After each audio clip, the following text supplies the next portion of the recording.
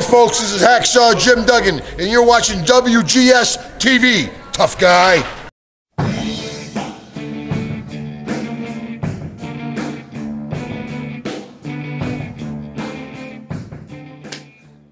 Welcome everyone to another installment of WGS-TV, right here on YouTube.com/WrestleGamer. I'm Double B Billy Boudreaux, here to stay, and this is going to be my Monday Night Raw review for the week of May 14th, 2012. The show opened with a segment involving Triple H. You know, everybody's been wanting to hear, Triple H, live inside the ring, his reactions to, everything that's been transpiring over the past several weeks. Ever since his, his Kimura lock arm breaking thing. One thing I want to bring up from Mid37, he's actually told me this himself. He said he's got a brand new reason to hate Brock Lesnar, and this is what he's saying. And apparently Mick must know a lot more about Kimura locks than me, because I don't really know how to any of that mixed martial arts stuff or anything like that. But apparently the reason why he has a newfound hatred for Brock Lesnar is the fact that he used what he called the fakest Kimura lock he has ever seen in his life. And that Brock Lesnar should be ashamed of himself. That's what he said. But anyway, the fans of the WWE Universe were actually excited in anticipation, of what Triple H was going to say. And it was a really good promo. He was talking about how he discovered Lesnar. That he was a really good talent. That he had the ability to be the next big thing. Then he starts, taking the promo towards the fact that Lesnar left the WWE and quit. He went to UFC, and then when he was presented with a challenge, he quit, and so on and so forth. And which kind of leads me to believe that we really are headed towards that road of having a Triple H Brock Lesnar match somewhere in the near future. More than likely, probably at SummerSlam. Probably at SummerSlam, we'll probably see a match between the two. But what really caught me by surprise is I grab a Coke Zero here. Not free advertising. I like these damn things. But what I didn't see coming, but apparently the Southern Man actually did, is the fact that Paul Heyman came out, which is another good pickup, by the way, and apparently now they're taking the storyline towards the way of this. They're having Lesnar sue Triple H for breach of contract because they had an oral Lesnar and Laurinaitis had an oral agreement which was witnessed by everybody in the WWE Universe, and apparently Triple H didn't approve it, so apparently Lesnar says that's a breach of contract, or Paul Heyman says it's a breach of contract, and Paul Heyman continues to do what he does best, and that's work the microphone, and that's what made Paul Heyman Paul Heyman. That's what made him Paul E. It was the fact that he knows how to work the crowd. Whether working in the crowd as a face or as a heel, or as we can quite plainly see in this instance, he's working as a heel, and doing a damn good job of it. I'm really glad they actually brought him in for this storyline, because I can guarantee you guys right now, Lesnar would not be able to do the things on the microphone that Paul Heyman can. But it's a weird way. It's a weird way to take the storyline. I don't know why I didn't see it coming. Maybe if I would have thought about it a little bit more. But hey, I was up the past night for about 6 or 7 hours. Basically, last night I only had like 90 minutes of sleep because of a lot of paperwork I had to do. So probably my mind's a little, as we say here in Louisiana, fracad. So yep, that is a word. I promise you that. Anyway, I thought it was a really good, interesting way to take the angle. And now Triple H, starts to get pissed because of some of the things Heyman says.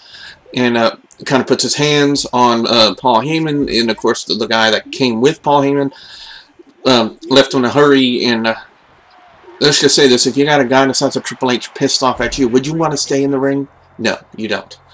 So next thing you know, Triple H throws the papers back, the lawsuit papers back at Paul Heyman, and says Lesnar's going to get everything that he deserves. And Paul Heyman shouts out, "I was going to assault and you assaulted me by putting your hands on me. That's assault and battery. That's another lawsuit. I will see you in court."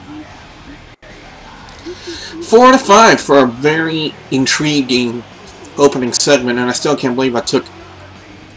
Excuse me, I can't believe I took 5.5 minutes just talking about the opening segment. That probably tells you how interesting it really was. You know, we normally, when I spend one time talking on a segment, that kind of tells you how interested I was in it. So 4 out of 5 on that opening segment.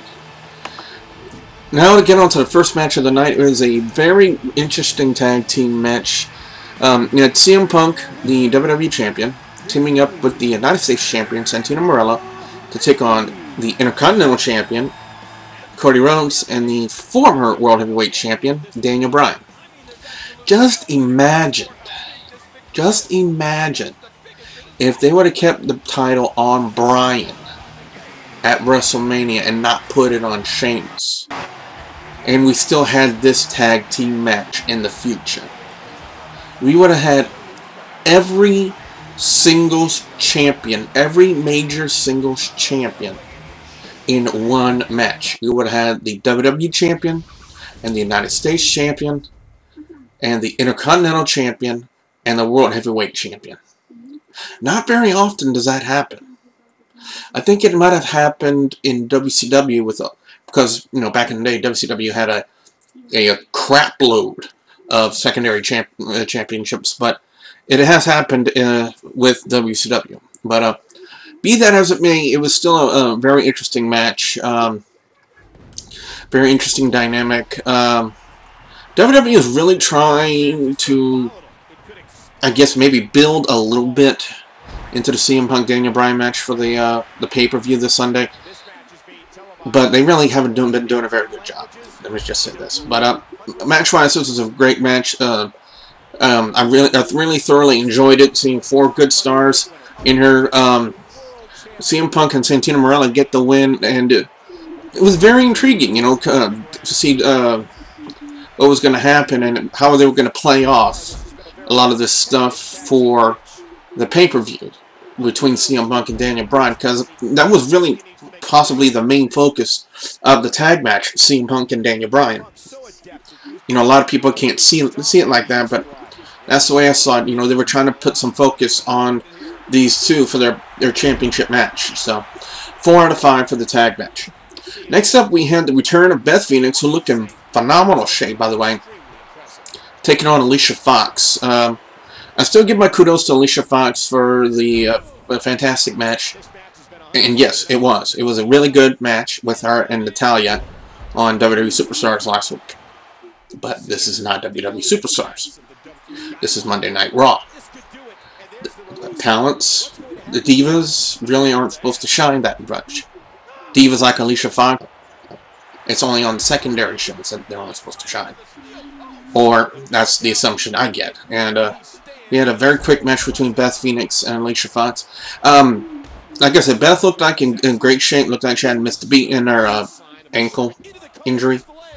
And if you don't know why I'm doing this, go read a book.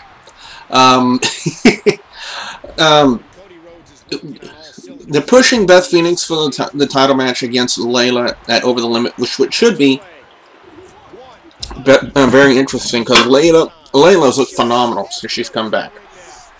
You know, that's a plus for the Divas division in the WWE, to have another Diva who actually has in-ring ability and the look. You know, just like Beth Phoenix, just like Natalya, just like Gail Kim when she was there, and then WWE blackballed her in more ways than one. I shouldn't have said that. Anyway, very quick match. I guess they're trying to put a little bit of hype into the Divas title match, and I think they did it.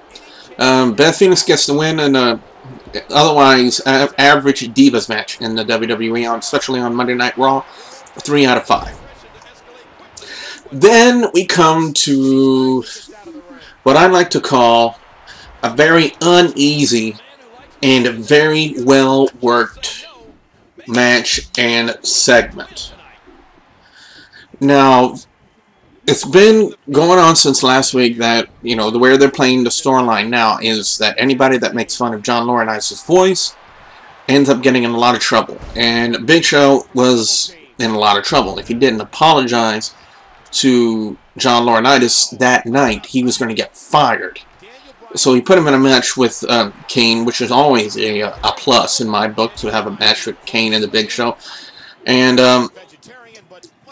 for the two super heavyweights in the WWE, it was still a very good, very well worked match. Not very often you see Kane pull off a high cross body, but he, well, his version of a high cross body. My version of a high cross body is getting on my tippy toes and falling on my bed. But Kane's version of a high cross body was pretty decent. The finish, I think that took a lot of work on the finish of the match. When Kane kicked Big Show in the jaw, he bounces off the ropes, and I guess they kind of made it look like his momentum would carry him into a choke slam from Kane, which ended up getting him the win. Now, that was a good work match, and now here comes the uneasy and very well worked part of the whole segment, the whole deal. And the main person, I believe, that really carried and put together that entire segment was the Big Show. The Big Show. He was able to pour in. Now, at some points, I actually thought it was a shoot, because I've heard rumors that, you know, Big Show, Paul White, was considering retirement from professional wrestling. You know, even though he's only 40 years old, the dude's 7'4", 400 pounds. And a body like that can't last very long, especially in a field such as professional wrestling. Now, he's been in there for 18 years. But he really, I believe Big Show, whether it was a shoot, a work, or any, you know, be that as it may, it was he shined in this segment. He was able to, I firmly believe, show everybody that he isn't just like some guy like Lesnar or Tensai or something. The dude has the ability to suck you in to the storyline, and that's one of the main purposes of really good pro wrestlers. Not only to tell you the story in the ring with the match, but able to translate that on the microphone, you know, with the mics, you know, in the promos and segments and stuff like that. And Big Show just, I firmly believe, sucked everybody, including yours truly, into the story. You know, getting everyone to firmly believe that we don't want Big Show to get fired.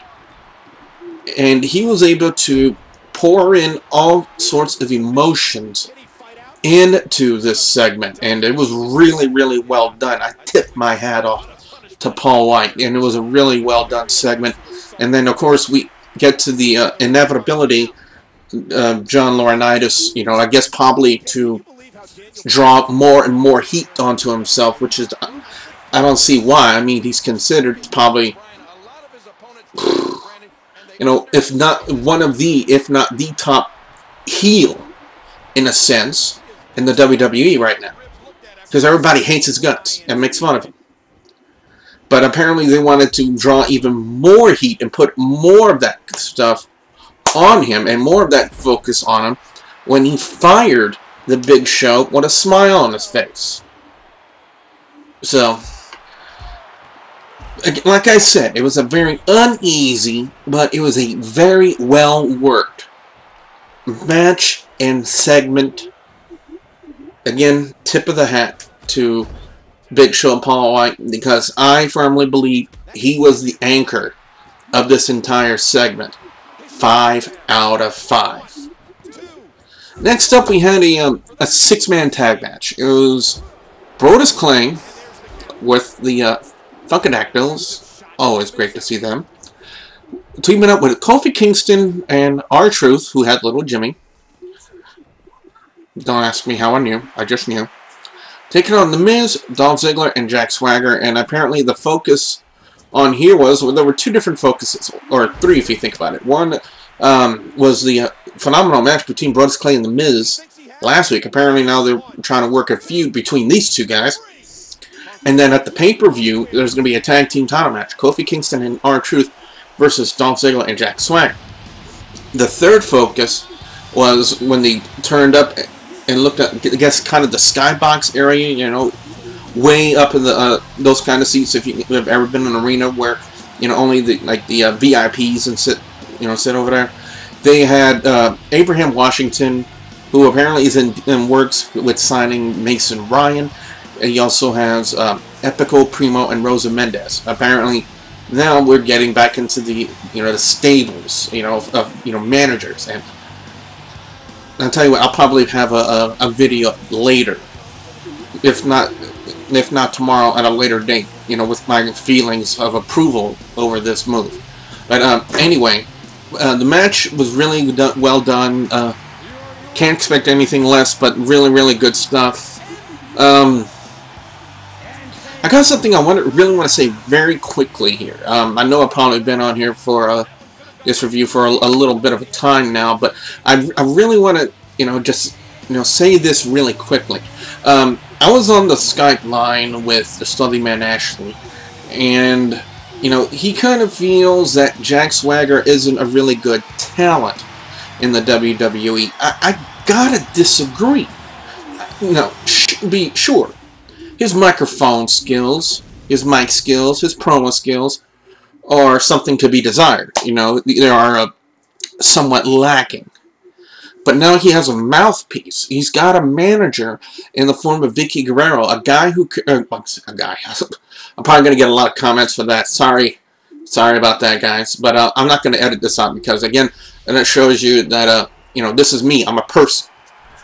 People make mistakes. But anyway... Vicky Guerrero is a person who knows how to draw heat, just by saying two words, excuse me. And if you want your character to be heel, but you can't speak very well at the moment, but you have really good in-ring ability, you seek out a very good heel manager who knows how to draw heat from the crowd. And right now, I firmly believe the best bet for that right now for Jack Swagger is to be with Vicky Guerrero as her manager, not like that. But, so I firmly believe that Jack Swagger is a really good talent. They just have to work on his microphone skills, work on his promo skills, try to get that lizard lisp tongue thing that he does when he speaks under control. If they can do that, one, that'd apparently be a miracle, and two, his promo skills can actually improve. So, as far as this match goes, it was a good match. I'm going to go 4.5 out of 5. I thought it was really entertaining. Then next up we have what was considered the main event, and of course, it has to be, considering who was in it. It was Chris Jericho and Randy Orton, and we also had Sheamus on commentary. And again, I'm going to say this. The WWE is doing a lot more of a build for the Fatal 4-Way match with Chris Jericho, Randy Orton, Alberto Del Rio, and Sheamus, the WWE title. Then, they're doing more of a build for them in that match than they're doing for CM Punk and Daniel Bryan. I don't know if that's a good move, bad move, or what. So, but be that as it may, Jericho and Randy Orton, you can't expect nothing less than the best from two top-notch WWE stars in Jericho and Randy Orton. Very interesting towards the end when Jericho threw Randy Orton into Sheamus, who was sitting there at ringside doing commentary with everybody, and then of course Sheamus, he's got to react, and he pulls Jericho out of the ring and getting Randy Orton disqualified, and Randy Orton of course gets heated, gets angry, and wants to start going at it with Sheamus, and referees intercept it, Very well done. That's WWE putting a lot of build into this match, and I hope for WWE's sake and our sake that this move that they're doing by putting more of a build into this Fatal 4-Way match than the match with CM Punk and Daniel Bryan, because apparently you think the match could sell itself, and I probably would have to agree with him at a point. The match can sell itself. But I'm going to go ahead and give the main event 5 out of 5. I thought it was that good. I thought it was very interesting and a good way to start building into the Fatal 4-Way encounter at Over the Limit this Sunday. Very interesting side note if you didn't catch it. Apparently now doing tweet mandates from Eve Torres, the executive administrator for John Laurinaitis, who laid down the mandate that this Friday night on SmackDown is going to be Sheamus versus Randy Orton one-on-one. So just wanted to give you guys a little bit of tidbit of information if you didn't catch it earlier. Then we had the face-off between Laurinaitis and John Cena. And you want to talk about giving someone the ball and running with it. That's what they let Cena do. And thank God they let him do it. The reason I say that is Cena was absolutely hilarious, entertaining. He was working the crowd, doing all this back and forth, yada, yada, yada. And it was really great stuff. I like the fact that they kind of, in a sense, kind of incorporated, I don't want to say it, but there's no other way to say it, a little bit of Jim Carrey as Ace Ventura, who was doing the loser thing. And, I'm going to give it up to John Laurinaitis. It's not something I normally would do, but, when you have a John Cena in your ear screaming loser in such a wacky way that he was doing it to, one, supposed to get under the heel skin, but two, at the exact same time, it's supposed to entertain the crowd, make them laugh. And Laurinaitis really had a horrible time trying to keep a straight face. He couldn't do it. I don't know if I could do it either, but I thought it was, extremely hilarious. That Cena was doing all these things, trying to get the crowd, on its side, and if you guys have noticed, as of late, the crowd is really reacted in a positive way with this new angle with John Cena and John Laurinaitis. Gotta have a sip of Coke Zero. Anyway, very interesting thing happened during this whole entertaining show of Cena and Laurinaitis in this little segment at the end of the show. Eve Torres comes out and apparently has a letter by the board of directors, and I guess Cena kind of missed it, when he was grabbing for it from John Laurinaitis, what was the thing supposed to be, and it kind of tore in two, but he was able to hold it together, and he said he was like a treasure map. That's Cena being able to play off of anything. That he has that ability, and that's why he's considered to be one of the top guys in the company. But apparently this new mandate that's been handed down by the WWE Board of Directors, and it's a huge one. Alright, the matchup with Laurinaitis and Cena is going to be one-on-one. There will be no special guest referees, and there will be no outside interference. Anyone who interferes in the match on anyone's behalf will be immediately terminated, and should John Laurinaitis lose the match, by the way, the win only occurs by pinfall or submission. But should John Laurinaitis lose this match, Laurinaitis will be immediately terminated as general manager of Raw and SmackDown. And of course, that gets an immediate pop from the crowd. I know a lot of fans out there are excited to see just exactly how they're going to work this angle now, especially with, you know, the pay-per-view coming this Sunday. And of course, Cena, you know, they end the segment with Cena taunting Laurinaitis, and Laurinaitis comes in, and as we say down here in Louisiana, passes him a slap. And that's how they end the show. 5 out of 5 on the segment, guys. I thought it was that damn good. So what I want to know now from you, the WGS-TV viewers and subscribers, after this pretty much long review, I do apologize for that, is what did you think of Monday Night Raw this week? Be sure you leave your comments in the comment section below. Don't forget, if you have any questions you would like to ask me, be sure that you visit my ForumSpring page, forumspring.me/TheWrestleGamer. Don't forget to also like and favorite this video, and if you haven't yet, please subscribe to youtube.com/WrestleGamer. So with that being said, I'm Double B Bully Boudreaux, saying thank you very much for watching.